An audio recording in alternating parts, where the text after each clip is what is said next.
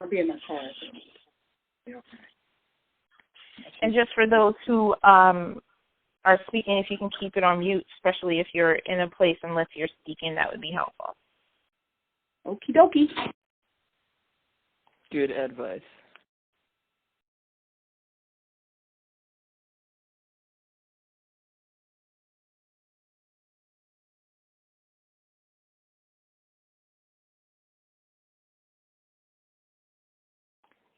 Okay, LJ, you can go ahead and start. Good evening. Welcome to Higher Heights Telephone Town Hall. Tonight we'll be discussing the power of Black women's vote and the importance of voting on Tuesday, November 4th. If you have a question at any time during this call, please press 0 and someone will be helping you to get your question down. So hopefully we can incorporate it into the call. And joining us this evening to discuss our vote power is the co-founder of Higher Heights, Glenda C. Carr, Associate Director and Counsel with the NAACP Legal Defense Fund, Janae Nelson, and award-winning journalist and radio host, Karen Hunter. We want to thank our speakers this evening for joining us. And again, if you have any questions during this call, please press 0. Also, for those of you who may be near your computer or your phone or another phone, you can live tweet our conversation on Twitter using the hashtag BlackWomenLead. And you can also follow Higher Heights. The account is Higher Heights with the number 4. And also post about our call to your friends and family on Facebook. So let's begin with Glenda Carr, the co-founder of Higher Heights. Why has Higher Heights gathered us on this call tonight, Glenda? Thank you, Joy. Again, this is Glenda Carr. Good evening, and thank you for joining us. Higher Heights is building a national network to mobilize and elect Black women across the country. Let's take a moment to put tonight's conversation in context by showcasing and highlighting the state of Black women in America. Black women represent a growing economic and voting base. We vote in higher numbers than our male counterparts. We influence how 85 cents of every dollar is spent in our community. We volunteer and donate our time and our money to community organizations and churches, yet the 22 million Black women in America are seriously underrepresented and underserved. Did you know that Black women's spending power is estimated at $565 billion? Yet Black women earn 64 cents to every dollar a white man earns. Did you know that Black women are an important voting base? We have surpassed all other race and gender subgroups in voter turnout in the 2008 and in 2012 election cycle. When it comes to our elected leadership, there are currently only 2 Black women that hold statewide office and 16 Black women serving in the U.S. House of Representatives. Not one single Black woman is elected to the U.S. Senate. These numbers may seem compelling and shocking, but we are excited about the possibilities that exist. The late Congresswoman Shirley Chisholm once said, "At present, our country needs women's idealism and determination, perhaps more in politics than anywhere else." This statement rings true today, and women, and particularly Black women, have a pivotal role to play. Imagine an America in which Black women are full participants in making the decisions that affect our lives. Better decisions about public policy, better decisions about allocation of public money, and a more comprehensive strategy for building sustainable communities are just the start. More Black women in positions of power will result in better lives for our children, ourselves, and our community. Our voice, and our leadership matters. We have the power to decide elections and vote for representatives from the PTA to the president that will ensure that the issues that we care about and that affect our communities and nation are addressed. That is why Higher Heights is hosting this call tonight to provide you with the information to prepare you to vote and to mobilize your household, your family, friends, and neighbors to get out the vote this November 4th. I look forward to the conversation this evening. Thank you so much, Glenda, for setting the stage for tonight. And the questions are already coming in from across the country. And we have a number of Black women on the line with us this evening. And just want to say a shout-out, hey, to everyone for joining us this evening and being on the phone. So I want to bring Janae into this conversation. Janae is from the NAACP Legal Defense Fund. Janae, how important is this election in general for Black women? Thank you so much for having me, and I cannot tell you how delighted I am that you're having this conversation about voting power, and particularly about the power of the Black woman's vote. This election, like every election, is extremely important for Black women and people of color at large.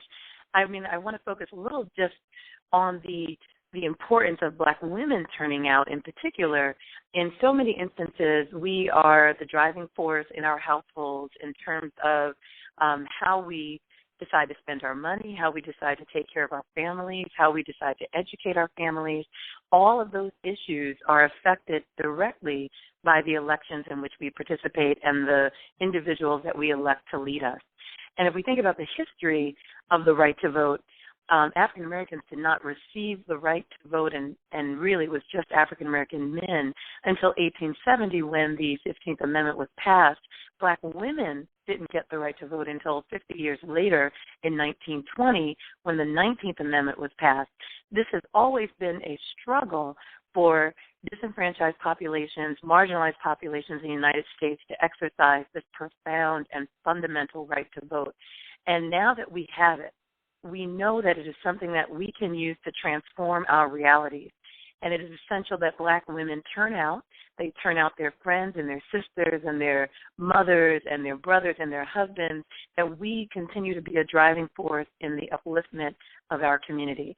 And this election has so many crucial issues involved, not the least of which is the balance of the Senate, and we are a nonpartisan organization, the NAACP Legal Defense Educational Fund, and this election has so many different factors on substantive issues as well as the political landscape that is of great importance to African Americans and in particular African American women. Thank you so much. And it really is important to note sort of the historical context and where we're going in the future. So remember, folks, for our speakers, if you're not speaking, go ahead and mute your phone. And if you have a question, just press 0. We have a few questions already in the queue, and we're going to get to them just after our next speaker just gives a quick introductory remark.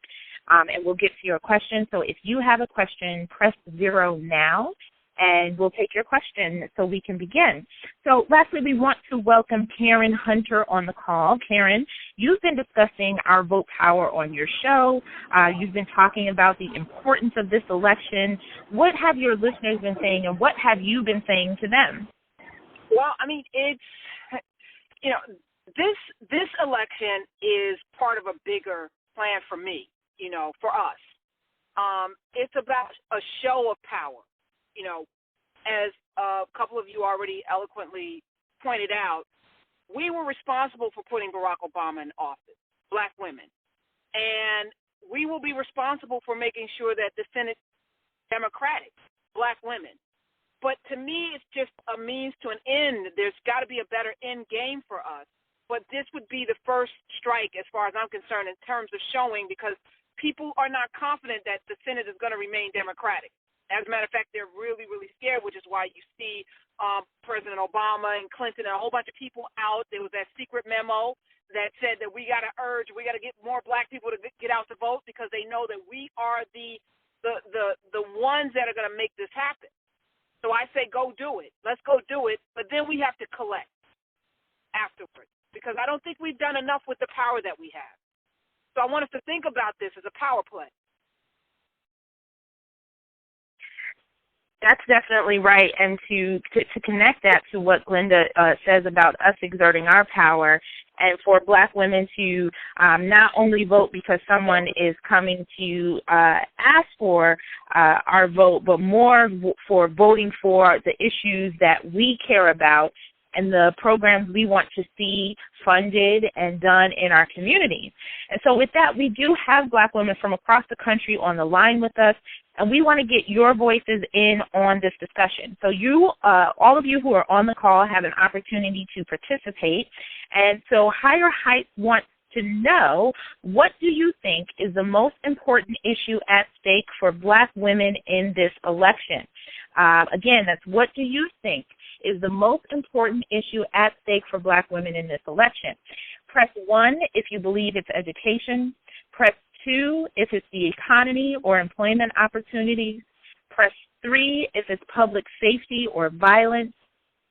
Press 4 if it's affordable housing, and press 5 if it's access to affordable health care.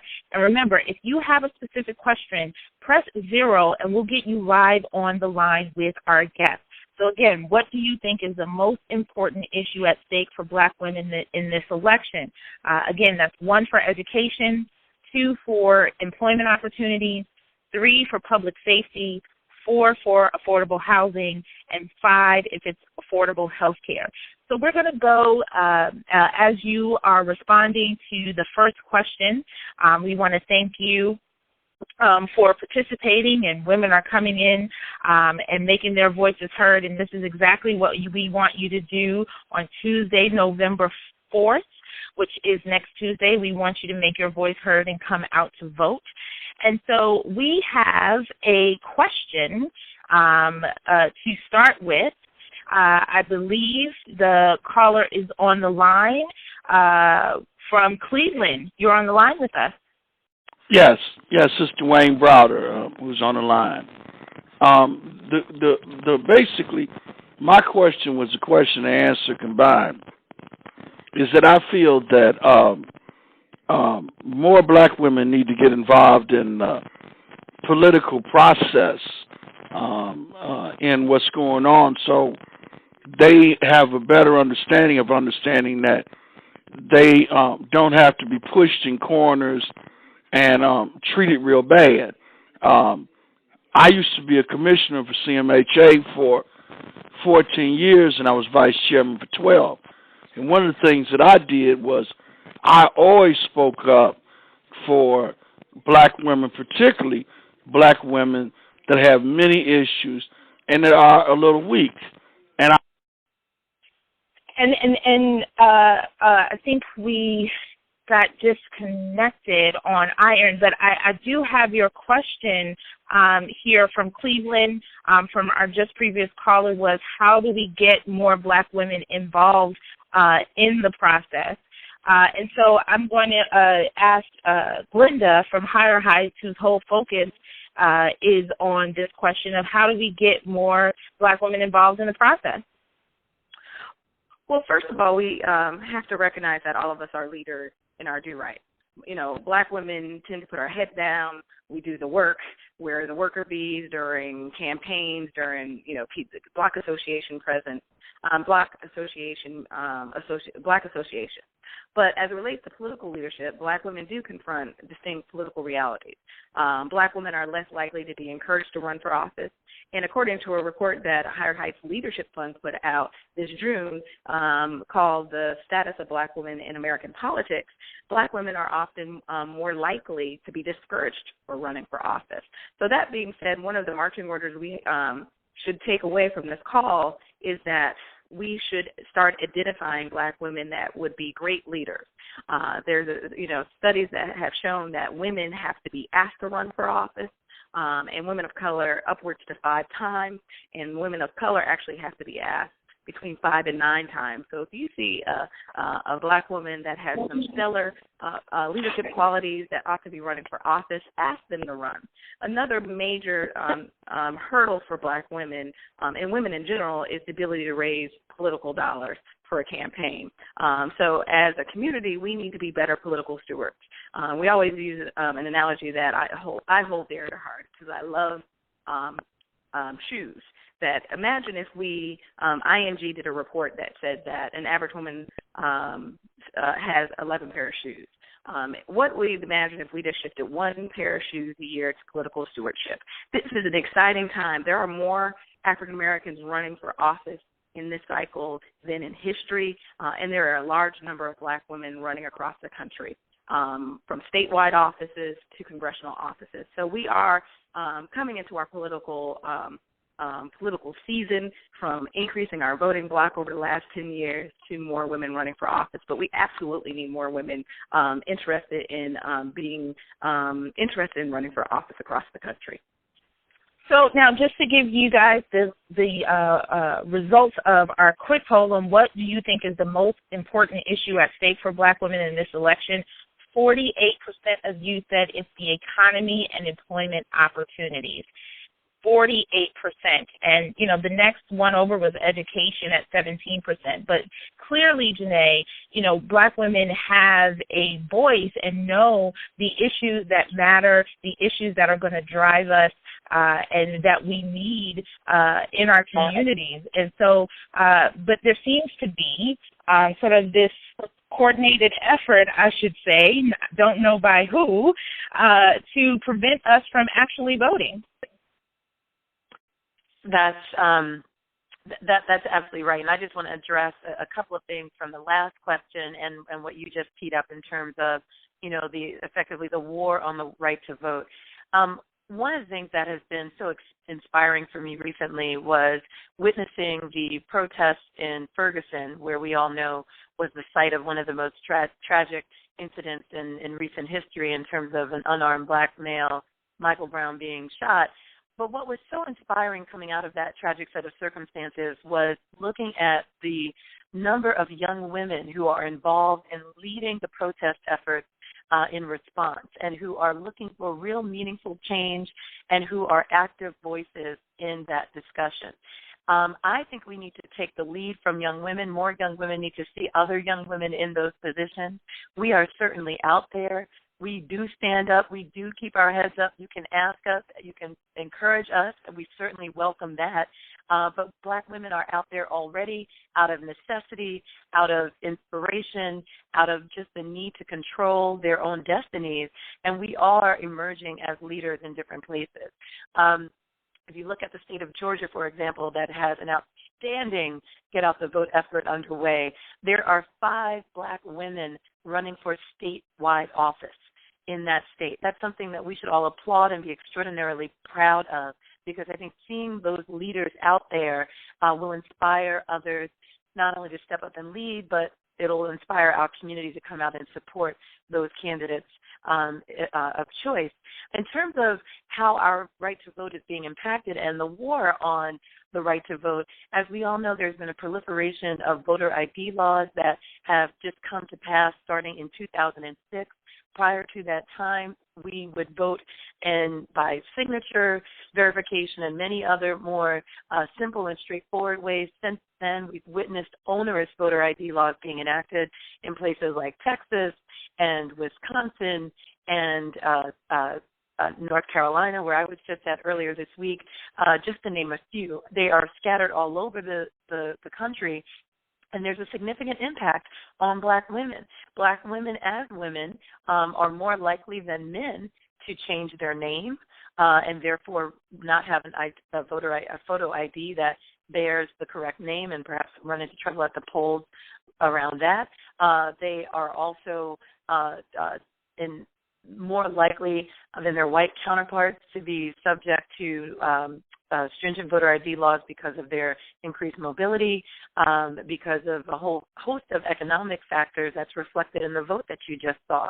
So one of the things I want to say is that we just cannot be discouraged. Yes, there is a war on the right to vote. Yes, we are disproportionately affected, but we still must turn out. We must not let those statistics and those facts be a deterrent.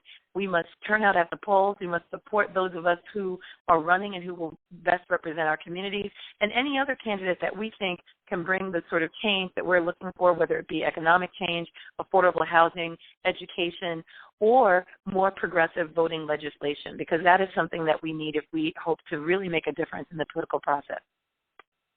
Definitely. Thank you so much. And remember, you can have your voice heard here on this call this evening. If you press 0 right now and you have a question, you can, someone will take your question on the call with us, and we will bring you on live to ask that question with one of our speakers.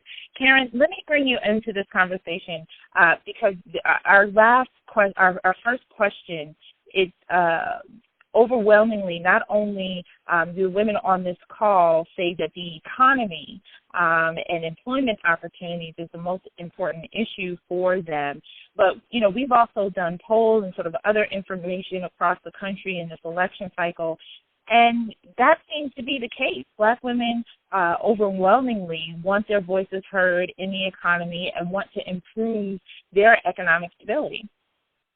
Well, if you look at the Black community as a whole, we're experiencing double-digit unemployment, and when you look at the unemployment rolls, we're not on it anymore, right? A lot of us have, gone beyond the 26 weeks, so they're not even counting us. The economy is at the crux of everybody's problems. If you can't make your ends meet, then what can you do in your life? It just throws everything into a turmoil. But as I'm listening to everyone speak and the early statistics that came on, I don't think we have a voting problem. I think we've always shown up to vote. I think what we have a problem is really demanding what we want to get from these people that we send to Congress or that we send to the State House or we send to the governor's mansion. We haven't gotten return on our investment, which is our vote, because we show up in numbers that far exceed any other group in this country. But what do we have to show for it? So I want us to start to think about, when you talk about leadership and what's going on in Ferguson with the rise of new young leaders, particularly African-American women, what type of people are we seeing? People over. What kind of things show for us? Stop. And I want us to really put together a list, like you just did, with what we want to see happen. It's not about the economy, but what does it mean for our community? What do we really specifically that's going to change as a result of what's going and casting our That's what we need to our energy, I think. We go to show up. Right. So I just want to, it seems that we're having a bit trouble with the connection with Karen. But Glenda, just to bring you back in this conversation before we get to our second question, that's exactly what Higher Heights is doing, is sort of trying to build this ongoing, beyond Election Day permanent constituency of Black women who are involved in the political process. Is that correct? That is correct. And just to speak a little bit in more detail for Karen, she's exactly right? So African-American women, we show up and show out on presidential elections. But when it comes to what people call off election cycles or midterm, just like many of the other voting groups, Black women drop off, and we drop off drastically. Like less than 40% of us will come out to a local election. And when you start talking about, like Janae said, Ferguson, where we were less than 10% turnout, that we need to understand the importance of, one, voting in every election and being, as we call it, a Higher Heights voter, understanding when the election day is, who are the candidates, is there a ballot initiative on that election cycle, what is it, asking questions. But we say that democracy does not begin and end at the ballot box, that the squeaky wheel in government gets the oil, and that we need to be good government partners to our elected leaders. And if they are not putting forth policies that are addressing our issues, that we need to hold them accountable. It's about creating a national network of Black women on and offline. We are excited about the work over the next 16 months of growing off of this momentum from the amount of women running across the country to recruiting, training, and supporting more women to run at all levels, and then taking this constituency of engaged voters like the women and men that are on this call tonight and say, what are we doing over the next 365 days to grow a national network? Black women are the largest users of social media. Where do we go? So we need to continue to be engaged. We wanted to do this right before, Shonda Rhimes night.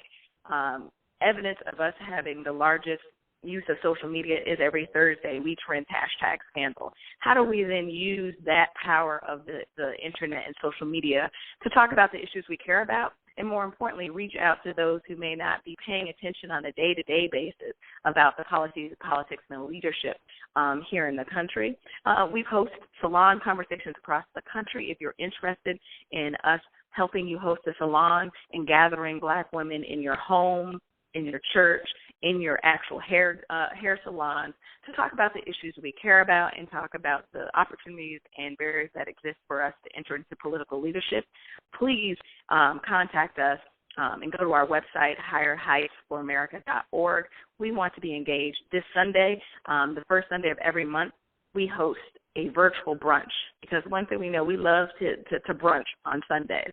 So after you do your whatever you do on a Sunday morning, may it be you attending a church, getting ready for the work week, join us at 1:30 every first 1:30 Eastern Standard Time online following #BlackWomenLead, and we talk about the day's political commentary from a Black woman's perspective.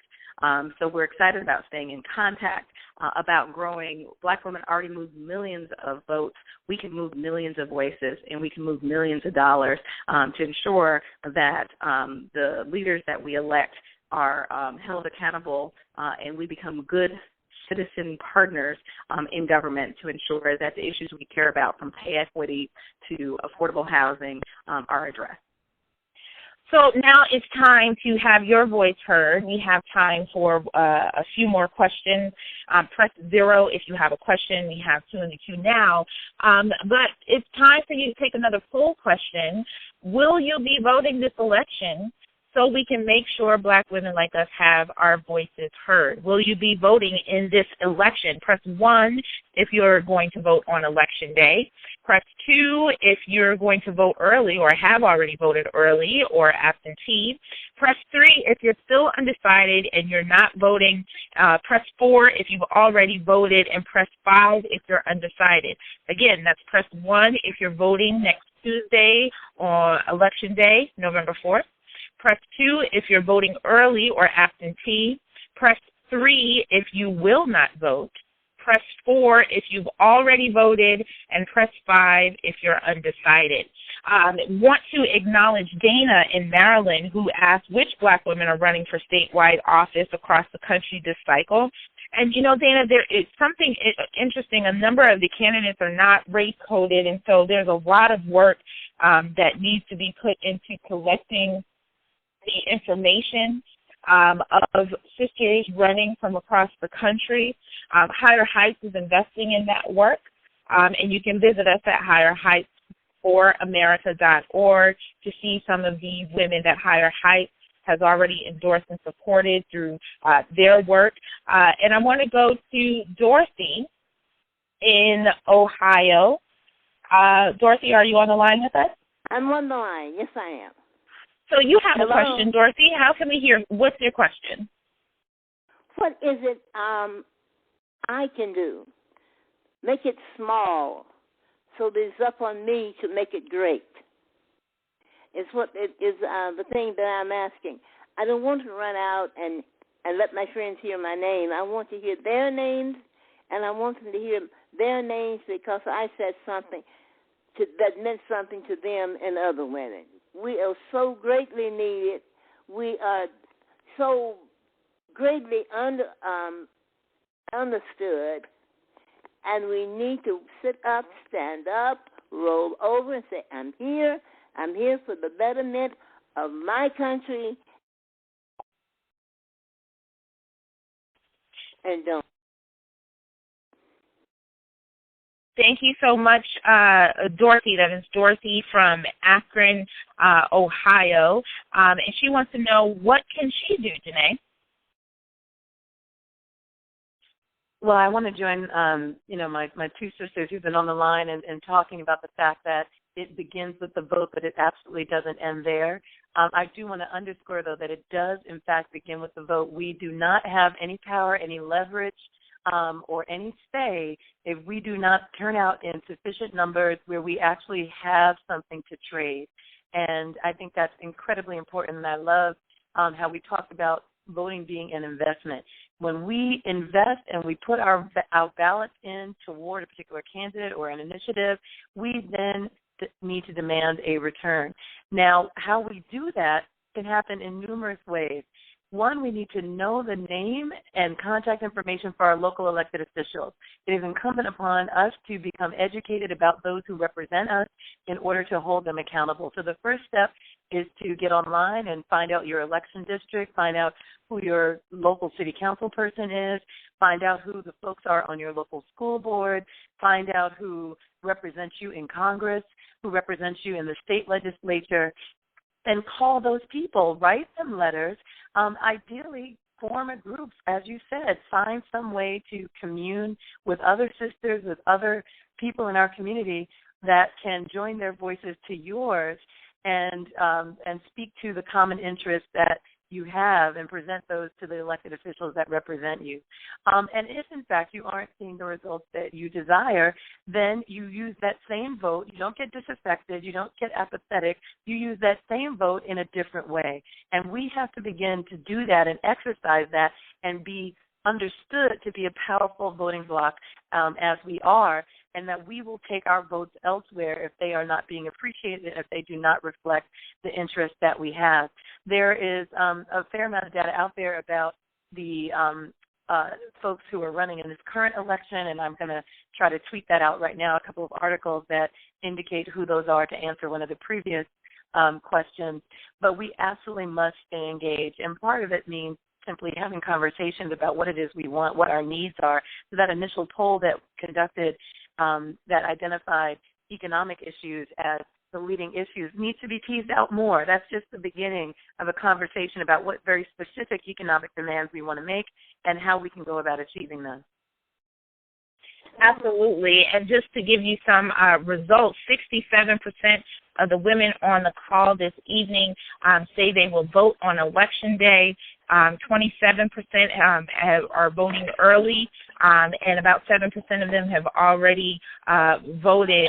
So thank you very much for those of you who have already cast your ballot, those of you who are voting next Tuesday on Election Day. We certainly need your voices and your votes. So let's wrap it up here, ladies. We want to make sure everyone gets ready for their evening. Glenda, just give us, I'm going to go back to Karen really quickly, and Karen to give us any parting charged up words here.